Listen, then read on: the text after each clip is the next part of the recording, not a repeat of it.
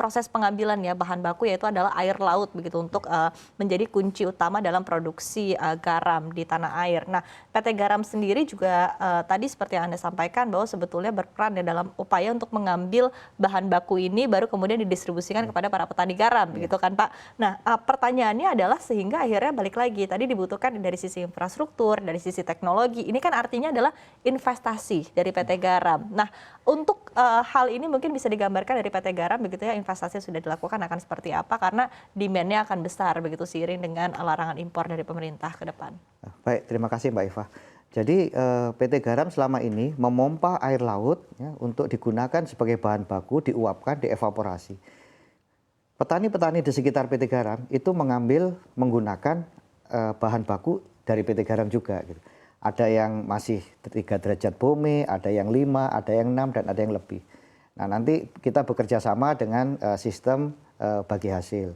Itu merupakan kurang lebih 20% dari luas total lahan PT Garam. Selebihnya PT Garam memproduksi sendiri.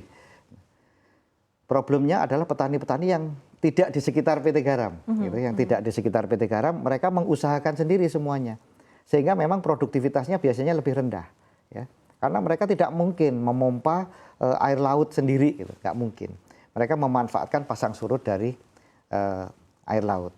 Kemudian ke depan PT Garam juga menghadapi kendala saat ini dengan upaya PT Garam melakukan hilirisasi. PT Garam mampu sustain survive dengan hasil produksi garam olahan. Sehingga PT Garam tidak menjual lagi garam bahan baku dalam jumlah yang besar.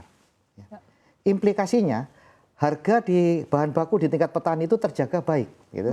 Terjaga di atas harga pokok petani. Kalau harga pokok petani itu kira-kira 800, petani untuk K1 ya, garam K1 itu bisa menjual kurang lebih 1000. Jadi masih ada margin. Inilah yang menyebabkan lahan-lahan marginal yang dulu ditinggalkan sekarang diolah kembali oleh petani. Tapi implikasinya bagi PT Garam jadi kesulitan tenaga kerja sekarang. Ya. Untuk tenaga kerja panen, tenaga kerja untuk angkutan menjadi kesulitan. PT Garam di tahun 2024 ini sangat merasakan bahwa panen itu kadang-kadang terlambat ya karena tenaga kerja mereka lebih suka mengerjakan di ladang milik sendiri karena harga yang bagus. Nah, ini tantangan. Oleh karena itu PT Garam ke depan akan melakukan investasi dengan mechanical vacuum recompression. Jadi air tua yang diproduksi dari evaporator tidak lagi dikristalkan di atas ladang, namun akan diolah di pabrik. Nah, ini akan menyebabkan produktivitas naik. Di Sumeneb yang selama ini produksinya hanya berkisar 150.000 sampai 170.000 ton, akan kita tingkatkan sampai 250.000 ton. Mengapa? Karena yang selama ini dijadikan meja kristal akan jadi evaporator dan akan kita kristalkan di pabrik. Dan langsung menjadi garam industrial grade atau food grade. Nah, ini adalah upaya-upaya PT Garam untuk meningkatkan produktivitas dan kualitas dari garam yang diproduksi. Oke, mungkin bisa digambarkan juga begitu total nilai investasi yang akan digelontorkan oleh PT Garam, kemudian juga target peningkatan produksinya ya mungkin bisa digambarkan dalam beberapa tahun ke depan, begitu target untuk peningkatan produksi garam industri dari PT Garam seperti apa? Jadi investasi dalam 5 tahun ke depan kita merencanakan kira-kira 1,3 sampai 1,4 triliun untuk on farm gitu ya, on farm dan off farm. Juga produksi naik dari sekitar 400.000 menjadi 600.000. Nah, ini adalah per tahun. Ya, karena memang di Indonesia itu rata-rata 17 dasarian kering, Mbak, untuk memproduksi garam. Selebihnya hujan. Berbeda dengan di luar, di Australia itu 11 bulan kering. Di India itu 10 bulan, 9 sampai 10 bulan. Di Indonesia itu hanya 6 bulan itu maksimal. Ya, tahun ini kita hanya memperoleh 5 bulan kurang.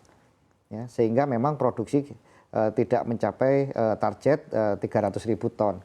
Nah, ini memang problem. Ya. Jadi selain problem iklim, problem tenaga kerja, juga problem investasi, ya, permodalan. Memang ini harus kita upayakan terkoordinasi dengan baik supaya swasembada ini bisa tercapai. Oke, gitu, baik. ya.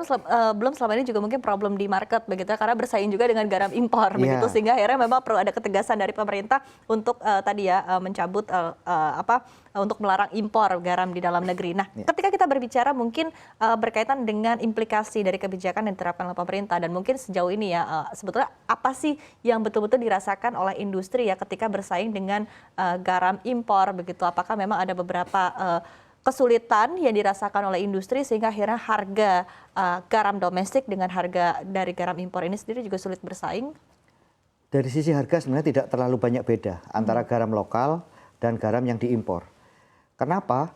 Karena sebenarnya apabila garam lokal dicuci, diolah, hasilnya akan sama. Problemnya memang ada effort tambahan ya untuk meningkatkan kualitas. Dan itu tidak perlu apabila kita melakukan impor. Ya. Jadi tidak usah banyak melakukan